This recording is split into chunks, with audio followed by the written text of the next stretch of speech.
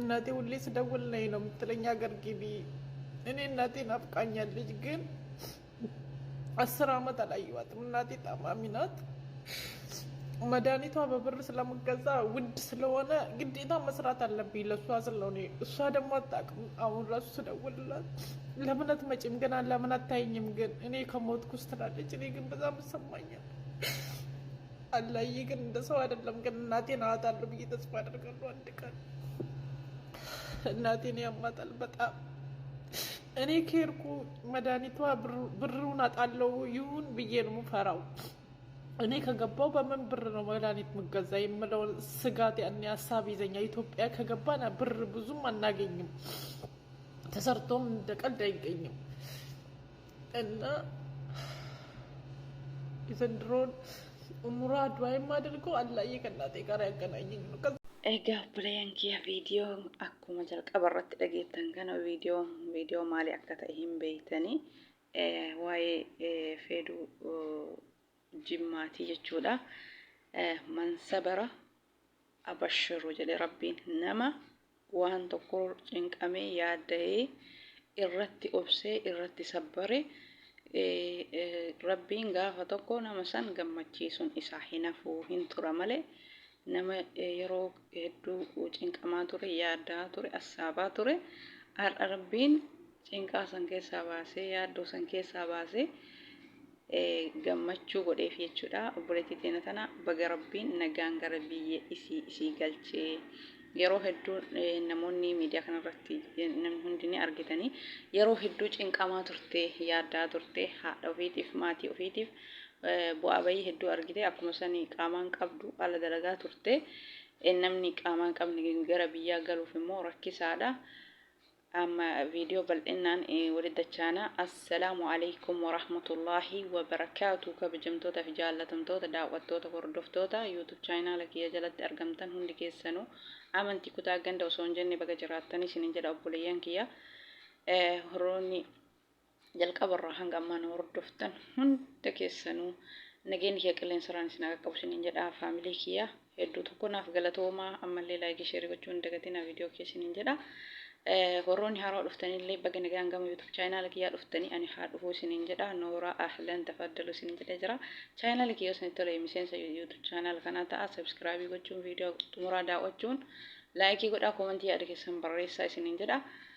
Akkasuma viidiyoo kiyya isinitti tole laayikii gochuu hin irraanfatin isiniin jedha. Gamanumaan gama viidiyoo dhufeetitti darba.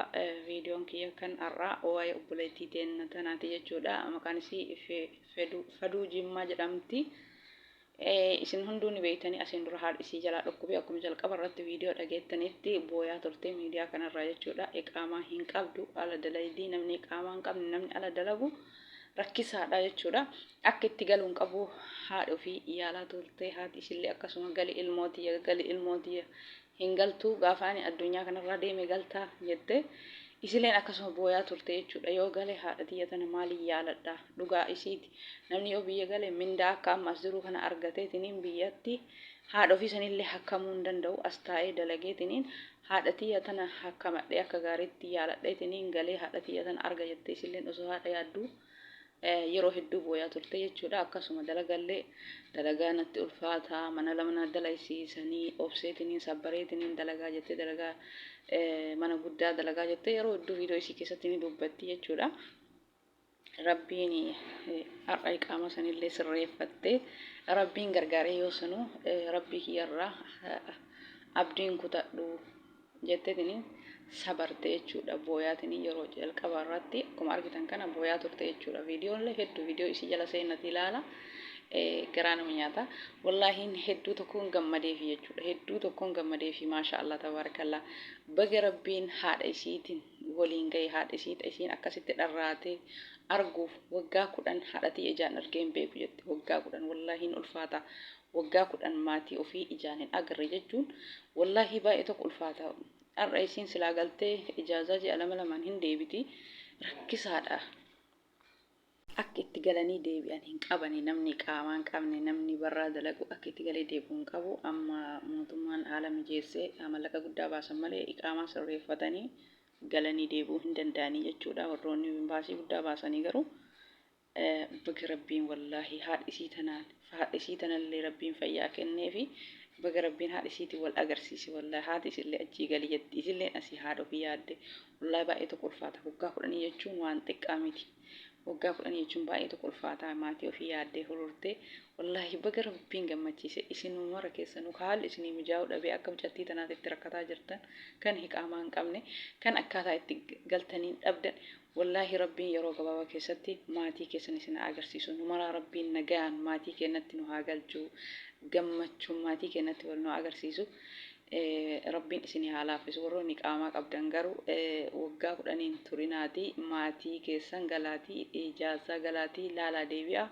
ijaazaa galee maatii yalaalee deebi'a jedhaanii jaraanii suutuma jaraa walii galaatii maatii keessan laalaa deebi'a jiruun duniyaa wallaahi hin guuttu.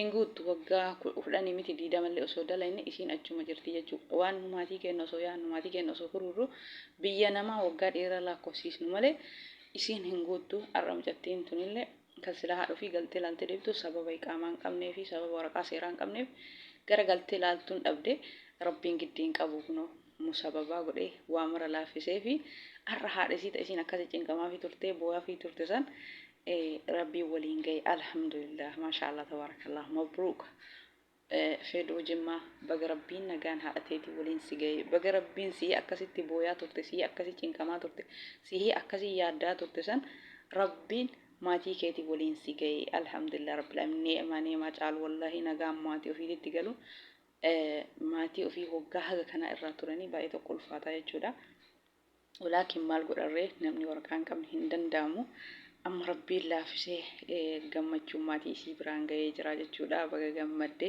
akkasuma yeroo hedduu gorsa hedduu nu dhaamaa turte viidiyoo isii jala deemamee gadhee viidiyoo isii jala gaddeemati dhageeffadha namoonni haroo dhuftanillee ka durallee manni na guddate hojiin na baay'ate jettanii dalagaa irraa hin bayinaa dalagaan kun na baay'ate jettanii dalagaa bootaa birallee jijjiirtan sanuma bakkeen hunduu tokkuma mindaan keessan isinii kafalame ta'anan hirriba keessan raftan ta'anan hojii baay'inaatiif bootaa hin jijjiirina obsaa dalagaa yoo obsita waa wali qabattanii akkasuma isiin haadhatii yallee mana ijaaree fiijattee turte viidiyoo isii jala gaddeemati dhageeffadhaa viidiyoon isii hedduu tokko nama boonsaa kolleejjii eebbifame kushiinaa keessatti sararatanyaa kolleejjii eebbifame jettee viidiyoon isii akkasuma nama bohaarsaa viidiyoo isillee itti bohaaraa jala gaddeemati ilaala jechuudha.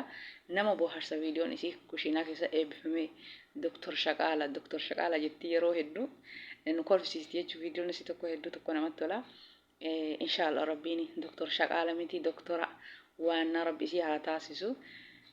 Rabbiin waa hundaayyuu gammachuu haadha isii akkasitti haati isillee gali jettiin namni haati ofii jireenyi illee qaala'u ilmoo ofii ijaan arguu feeti maatiin ofii ijaan nama arguu fedha nummoo jireenyaaf yaaddofnaa jechuudha biyya namaa ta'inne rakkoodha yoo galan immoo maatii ofii kanaafuu waa sirreessuu hin danda'amu akkasuma maatii ofiitii waa gootee jirti alhamdulillahi rabbiin nama ofillee jijjiiree maatii ofillee jijjiiree nagaan biyya keenyatti galu rabbiin haa taasisu akka mucattii tanaa rakkatee cinqama jiru kundi rabbiin cinqaa keessa haa baasu wallaahi nama maraa maatii isaa biraan haa ga'u cinqaa waa hunda isinitti jiru hunda faamilii kiyya obboleeyyan kiyya hordoftoota kiyya hundi keessanuu tokkoon keessan haajan keessan hedduu cinqaan keessan hedduu ka rabbiin malee namni isin quba hin qabne haajaa muraa isin guutee maatii keessanitti rabbiin nagaan isin haa galchu gammachuu maraati maatii ofii ijaan arguuni galanii laalanii bira turanii yoo haalli jireenya illee namatti ulfaate maatii ofii bira turanii qilleensa biyyallee fudhatanii gara dalagaatti deebi'uun hin danda'ama amma isiin waraqaa sirreeffattee jirti deebi'uu dandeetti haadha ofii hawwii baatee bira turte deebi'uu dandeetti alhamdulillah rabbil alamin bakka rabbiin gammachiise wallahi hedduu tokko garaa nama nyaatti yoo ta'u booddu sana haadhatii jette bakka rabbiin haadha isillee fayyisee fi fayyaa duuba dhibeen hin jirre rabbi haa kennuu fi isillee rabbi haa jaamuraada haa guutu rabbi si haa faqu haadha ofii kaddamtee haadha ofiitiif cinqamtee haadha ofii jijjiirtee har'a gammachuu maatii ofii bira galtee jechuudha maasha Allah tabaarakallah waa nagaan galuu nagayaan biyya ofiititti nagayaan maatii ofiititti hunda kennaa nama galee gammaduu rabbiin nu haa taasisu feduu obboleettii teennaa feduu jimmaa congratulations in jenne baga rabbiin ummaateeti waliin si gahee baga rabbiin ummaateellee fayyisee si gammachiisee si agarsiisee jechuudha. Si yeroo dheeraaf yaaddaa dhiphataa assaabaa turte buleeyyantiya ummaatiyya jettee dubbataa turte jechuudha. Wallaahi hedduu tokko si gammannee jirra. Baga rabbiin nagaan si galchee ammallee rabbiin hajaa muraada si haa guutu. Hajaa kee si haa qabu. Ummaatillee rabbi umrii si haa dheeressu. Sillee umrii si haa dheeressu. Nama hanga addunyaa tanarra jiru ummaa kan kee kaddamatu atu kaddamaa jirta. Nama ammallee kan kana caalu kaddamatu haadha ofii rabbi si haa taasisu.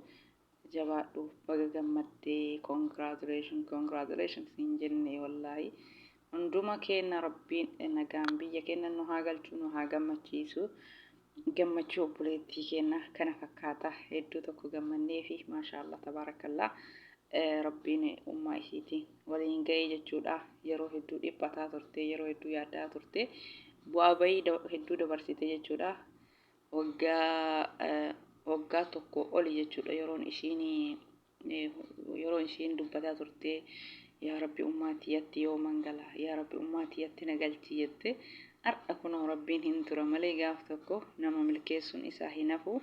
Har'a ummaa ishii tanaa ishiin dhiphataa turtee fi yaaddaa turteen tanaa waliin ga'ee maatii ishii hundaan waliin ga'ee gammachiisee rabbiin galanni haa ga'u shukriin isatti haa jiraatu. Obboleeyyan keenya hundi isaatu ka rakkatanii ka dhiphatanii maatii ofii yaadanii osoo maatii ofiitii waliin argin waggaa dheeraa biyya namaatitti lakkoofsiisanii hunda rabbiin olii haa ga'u ka rakkoonii galuu dhoorgitellee rabbii rakkoo isaa irraa haa furu hunda isaatu rabbiin haala mijeessee fi haa gammachiisu.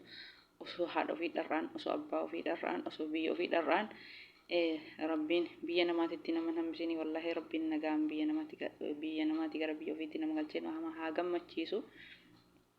Maaliif jedhee beektanii obboleeyyan keenya hedduu karaa baharattiin deemanii sababa galanii deebi'uuf iqaamaa sirreeffachuuf meeqa kamtu karaa baharattiin deemee achiin dhabame jechuudha. Hanga danda'amteen asumatti dalagataa waan dalagataa walii qabataa yoo danda'ame karaa bisbaasee moo maalii jedhan saniin karaa waraqaa sirreeffatanii mattaawaqaa bichaan gara biyyaa galan saniin yoo jiraate amma dhaabbatuun oolaan hin beeku garuu warroonni akka itti galuu dhabe haala mattaawaqaa biyyaa yoo qabaate haala saniin waraqaa sirreeffateetiin hin galaa tureyyuu duraanii ammaa fi banaa jiraa hin beeku. Naannoo waggaa tokko dura jechuudha.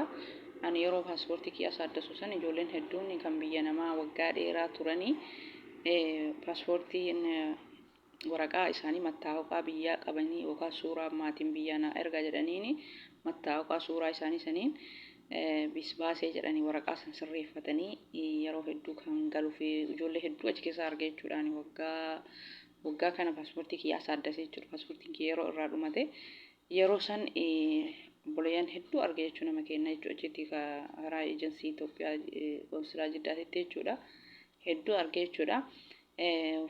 Waggaa dheeraa biyya namaa turre karaa bisbaasee kanaan galuu barbaannaa jedhanii namoota hedduu kan dubbatan achi keessatti argee jechuudha. Maaliif waraqaa waan hin qabneef akka itti galan hin qabanii.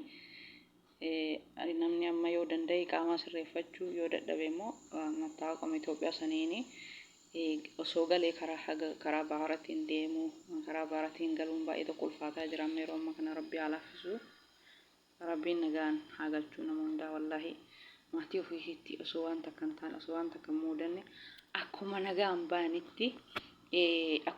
baanitti nagaa rabbi haa galchuu wallaahi nagaan biyyatti galuu waan hunda caalaa jechuudha.